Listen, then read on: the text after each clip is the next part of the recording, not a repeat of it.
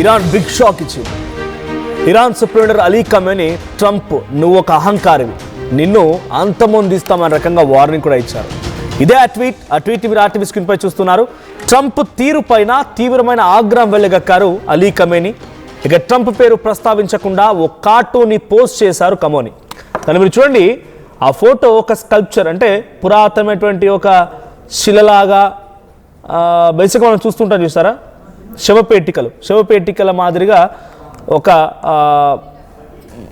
సిమెంట్తో నిర్మించినట్టు దాంట్లో కనబడుతోంది. దాన్ని పూర్తిగా ముక్కలైపోయింది. అంటే దాని ఉద్దేశం ఏంటి అని ట్వీట్ చేశారంటే, ఈ ప్రపంచాన్నే అహంకారం గర్వం తలకెక్కి ఈ ప్రపంచాన్నే శాసించాలని అనుకుంటున్నాడంటూ ఆ పోస్ట్లో అలీ ఖమేనీ రాసుకొచ్చాడు. అమెరికా తమపై దాడి చేస్తే ఇజ్రాయెల్ను లక్ష్యంగా చేసుకుంటామని ఇరాన్ చెప్తున్నాడు. ఇక ఇరాన్ హెచ్చరికలతో ఇజ్రాయెల్ కూడా అప్రమత్తమైంది. ఇరాన్పై సైనిక చర్యల దిశగా అమెరికా అడుగులు వేస్తోంది. ఆందోళనకారులకు ఏదైనా జరిగితే రంగంలోకి దిగుతామని ట్రంప్ హెచ్చరిస్తున్నారు. వరుస వార్నింగ్స్తో యుద్ధం తప్పదనేటువంటి భావనలో ఉన్నాయి ప్రపంచ దేశాలు. ఆ ట్వీట్ అర్థం ఏంటి, ఆ ట్వీట్ మీకు మళ్ళీ చూపిస్తాను, దాన్ని తెలుగులో అనువదించే ప్రయత్నం చేస్తాను మీకోసం నేను. That father figure who sits there with arrogance and pride, అహంకారం గర్వంతో అలా కూర్చున్న వ్యక్తి, passing judgement on the entire world, ప్రపంచ దేశాలకి ఆ ఆదేశాలు ఇస్తూ వాళ్ళని జడ్జ్ చేసేటువంటి ఒక అహంకారి, he should know that actually the tyrants and oppressors of the world, చాలా మంది ఈ రకంగా ఎవరైతే చేశారో, ఈ రకంగా అణిచివేయడం, ఈ రకంగా జడ్జ్ చేయడం, ఈ రకంగా అహంభావంతో ప్రదర్శించారో, ప్రపంచాలపైన ఇబ్బందులకు గురి చేశారో, ప్రపంచం అణిచివేశారో, దాంట్లో Pharaoh, Nimrod and Reza Khan, Mohammad Reza, వీళ్ళంతా కూడా ఈ రకంగా చేసిన వాళ్ళే. when they were at the peak of their pride were overthrown, ఈ రకంగా అహంతో రగిలిపోయి అహంభావాన్ని చూపించిన వారంతా కూడా ప్రజల చేత తీసి నేల కొట్టబడ్డారు. This one will be to be overthrown, విసిరివేయబడ్డారు. వీళ్ళంతా కూడా విసిరివేయబడ్డ వాళ్ళు, వీరంతా కూడా ఒక రకంగా చచ్చిపోయారు. నువ్వెంత, నీ బతికెంత అన్నట్టుగా ట్రంప్ పేరు ఎత్తకుండానే ట్రంప్కి హెచ్చరికలు జారీ చేశారు. గర్వంతో, తలపొగరుతో, అహంకారంతో కుర్చీనెక్కి ప్రపంచ దేశాలన్నింటినీ ఆదేశిస్తూ జడ్జ్ చేస్తూ వచ్చేటువంటి ఒక అహంకారి అయినటువంటి చాలామంది కూడా కుప్పగూలిపోయారు. నువ్వెంత, నీ బతుకెంత. ఇది అలీ ఖమేనీ సూటిగా ట్రంప్కి చెప్పాలనుకున్నారు. ఆయన డైరెక్ట్గా ట్రంప్ పేరు ఎక్కడ ఆ ట్వీట్లో మెన్షన్ చేయకపోయినప్పటికీ ఆయన ఆ ఫోటోలో మాత్రం ట్రంప్ మొహాన్ని పోలే విధంగా ఒక స్కల్ప్చర్ ఉంది, అది కుప్పకూలిపోయింది, ముక్కలైపోయిన ఆ ఫోటోని మనకు కనబడుతోంది. సో అసలు ఇరాన్ ఇజ్రాయెల్ మధ్య యుద్ధం ఇంతటి భీకరంగా జరుగుతున్న తరుణంలో ఇప్పుడు ఇరాన్ అధ్యక్షుడు ఏం చెప్తున్నాడు, ఇంకో మాట, Iran supreme leader Ali Khamenei ఏం చెప్తున్నారంటే, ట్రంప్ కనుక నాపై ఏదంత ఇబ్బంది గురి చేసే ప్రయత్నం చేస్తే నేను, అంటే ఇరాన్, ఇజ్రాయెల్ని అంతు చూస్తాం, ఇజ్రాయెల్ వెంట పడతాం అనేటువంటి మాటని ఇరాన్ చెప్తోంది. ఇజ్రాయెల్ కూడా అప్రమత్తమైంది. ఇజ్రాయెల్ తన ఫోర్స్ని పటిష్టం చేసింది. ఇజ్రాయెల్ వారంతా సిద్ధమవుతున్నారు. ఏ క్షణమైన ఇరాన్ మాపై దాడి చేసే అవకాశం ఉంది అని చెప్పి ఇజ్రాయెల్ భావిస్తోంది. మీరు కనుక మీ చేతిలో స్మార్ట్ ఫోన్ ఉంటే ఒక్కసారి ఓపెన్ చేయండి, వరల్డ్ మ్యాప్ ఓపెన్ చేయండి. వరల్డ్ మ్యాప్లో ఇరాన్, ఇజ్రాయెల్ వీటి పక్కన ఎటువంటి దేశాలు ఉన్నాయి చూడండి ఒకసారి. సో ఈ దేశాలన్నీ కూడా ఇస్లామిక్ దేశాలు, అంటే కంప్లీట్గా ఇస్లామిక్ మతాన్ని పాటించేటువంటి దేశాలు. దాంట్లో ముఖ్యంగా ఇరాన్, ఇరాక్, తర్వాత ఖతర్, సౌదీ, హెజ్బుల్లా, హమాస్, పలిస్తానీ, ఈ దేశాలన్నీ కూడా ఆయా మత ఆచారాల్ని పాటించేటువంటి దేశాలు. సో మీకు కనుక గుర్తుంటే గతంలో ఇండియా పాకిస్తాన్ యుద్ధం సమయం తర్వాత ఇండియాకి టర్కీ దేశం సపోర్ట్ ఇచ్చింది, కొన్ని ఇస్లామిక్ దేశం కూడా మద్దతునిచ్చాయి, సౌదీ లాంటి దేశం కూడా వచ్చి మనపై ఎవరైనా అటాక్ దిగితే మన ఇద్దరం కలిసి ఒకరికొకరు సహాయం చేసుకోవాలని ఒక నిర్ధారణకు వచ్చారు.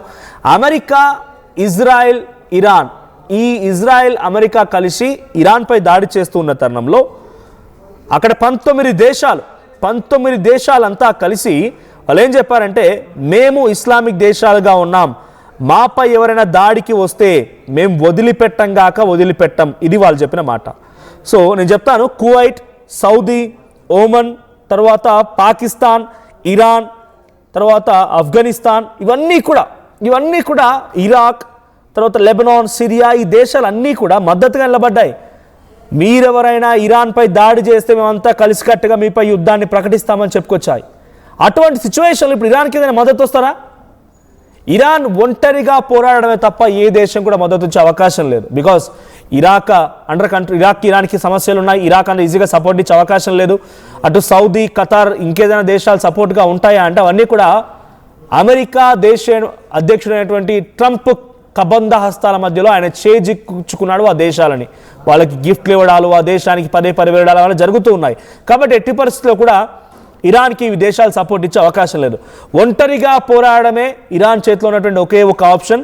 అందుకే డైరెక్ట్గా అమెరికా మీద అటాక్ చేయలేక మీరు కనుక మమ్మల్ని టచ్ చేస్తే మేము ఇజ్రాయెల్ లేపేస్తాం, ఇజ్రాయెల్ అంతు చూస్తామని చెప్పి ఇరాన్ చెప్తోంది.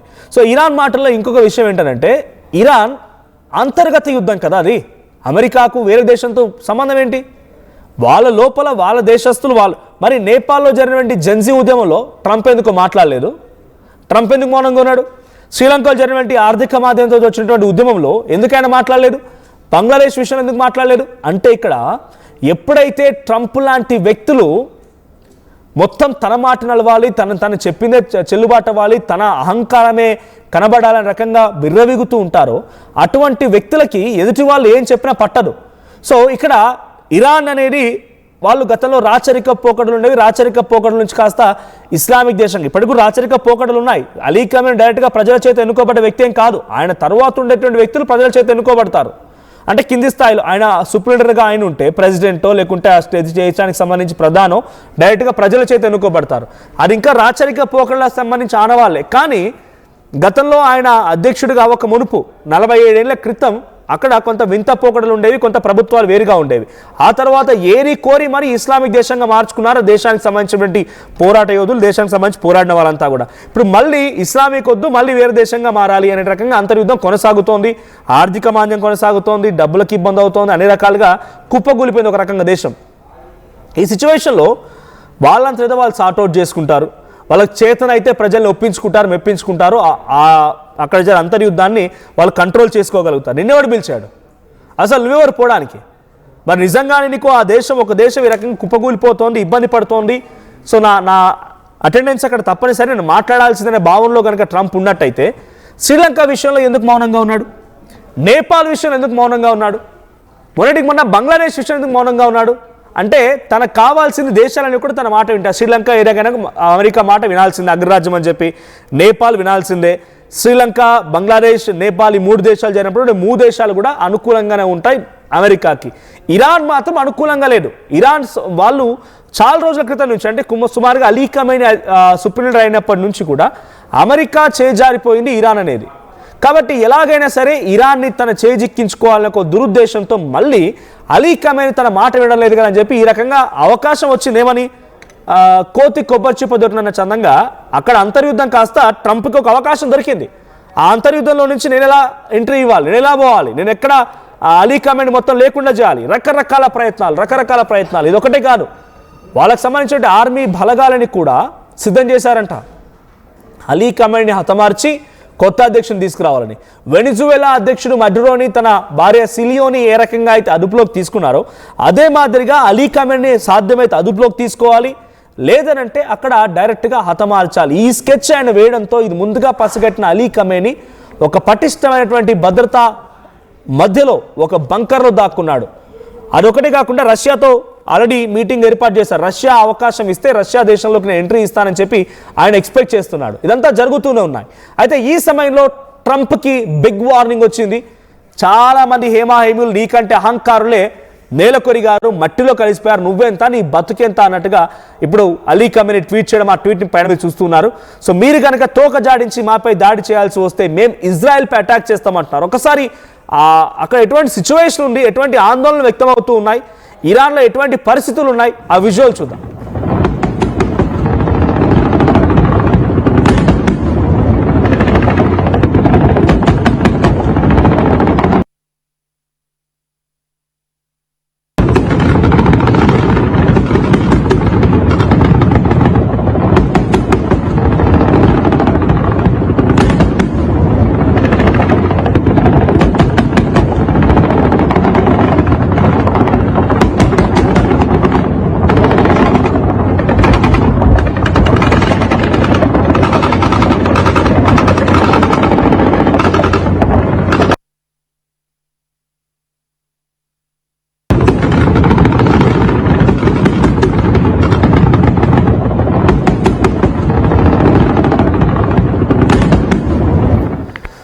సిచ్యువేషన్ చేజారిపోతోంది. యుద్ధం జరిగే అవకాశం కనబడుతోంది. ప్రపంచ దేశాల శాంతి కోరుకుంటున్నానని చెప్తూనే ఆ శాంతి బోధకుడు అశాంతిని తీసుకొచ్చే ప్రయత్నం చేస్తున్నాడు. ఏదో రకంగా ఇతర దేశాలని, వెనిజువెలా, ఇరాన్, తర్వాత గ్రీన్లాండ్, ఇలా ఒకటి తర్వాత ఒకటి చాలా ఎక్స్ట్రీమ్ హై మినరల్ రిసోర్సెస్ ఉన్నటువంటి దేశాలను టార్గెట్ చేసుకొని తన చేతిలో చేజిక్కించుకొని ఆ దేశాల పైన కూర్చొని ఊరేగేందుకు మాట్లాడుతున్నాడు. చూడండి, వెనిజువెలా అధ్యక్షుడితో మాట్లాడాడు. వెనిజువెలా అధ్యక్షుడిని అదుపులోకి తీసుకురామని చెప్పే ట్రంప్ వెనిజువెలా తాత్కాలిక అధ్యక్షుడు నేను అని ప్రకటించుకున్నాడు. ఎందుకు? వాళ్ళ దేశంలో ప్రజలు లేరు, వాళ్ళ దేశంలో యువత లేరు, వాళ్ళ దేశంలో రాజకీయాలు అంటే ఆ రకంగా లీడ్ చేసిన నాయకుడు లేరు. నీ ఉద్దేశం ఏంటి? అంటే అమెరికాలో ఉన్నటువంటి నువ్వు వెనిజువెలా అధ్యక్షుడు నువ్వని చెప్పుకుంటావు, పాకిస్తాన్ అధ్యక్షుడు నేనని చెప్పుకుంటావు, ఇరాన్ అధ్యక్షుడు నేనే చెప్పుకుంటావు, గ్రీన్లాండ్ అధ్యక్షుడు, అంటే మొత్తం ప్రపంచమంతా నేనే శాసిస్తున్న అహంభావంతో విర్రవీగడం తప్ప అంతకు మించేముంది? సో ట్రంప్ ఎంతటి అహంభావంతో, ఎంతటి గర్వంతో ఊగిపోయినా నువ్వు మాత్రం కుప్పకూలిపోవడం గ్యారంటీ అని ట్రంప్ని ఉద్దేశించి డైరెక్ట్గా ఆయన ఫోటోని పెట్టి అలీ ఖమేనీ ట్వీట్ చేశారంటే Ali Khamenei is one biggest plan. ఆయన ఒక అద్భుతమైనటువంటి ప్రణాళిక రూపొందించే ఉంటాడు. అమెరికాని ట్యాకిల్ చేయడం కోసం, అమెరికాని అంతమొందించడం కోసం అలీ ఖమేనీ అన్ని రకాల ఏర్పాట్లు కూడా పూర్తి చేసుకొని ఉంటాడు. చూద్దాం మరి ఇది ఎక్కడి వరకు దారితీస్తుంది, దీని పరిణామాలు ఎలా ఉంటాయి, దీని పర్యావసనాలు ఏ రకంగా ప్రపంచ దేశాలపై పడతాయి అనేది. సో ఆ ఇరాన్ని ఎదుర్కోవడంలో, ఇరాన్ని అంతమొందించడంలో ట్రంప్ సిద్ధమయ్యాడు. అదే మాదిరిగా ఇరాన్ కూడా ట్రంప్ పని పట్టడానికి సిద్ధమైంది. చూద్దాం, ఏ క్షణమైనా ఒక పెద్ద యుద్ధం జరిగే అవకాశం ఉంది. ఈ రెండు, ఒక అగ్రరాజ్యానికి మరో రకమైనటువంటి ఇస్లామిక్ దేశానికి యుద్ధం జరిగే తరుణంలో ఏ దేశాలు ఎటువైపు నిలబడతాయి, ఎవరు ఏ రకమైనటువంటి పరిణామాలు చోటు చేసుకుంటాయో చూడాలి. సో మీ అభిప్రాయం ఏంటి? ఇరాన్, అమెరికాలో భారత్ ఎవరికి మద్దతునిస్తే బాగుంటుంది? మరీ ముఖ్యంగా ఎవరు గెలుస్తారనుకుంటున్నారో కామెంట్ చేయండి.